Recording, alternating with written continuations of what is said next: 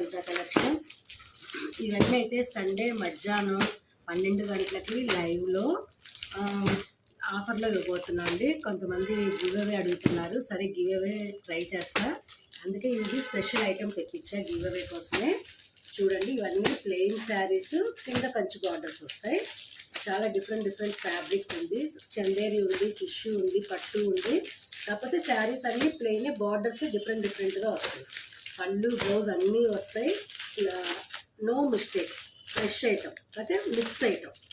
Okay అండి, cost only 549, free shipping, very reasonable price. చూడండి ఎంత బాగుందో బార్డరు.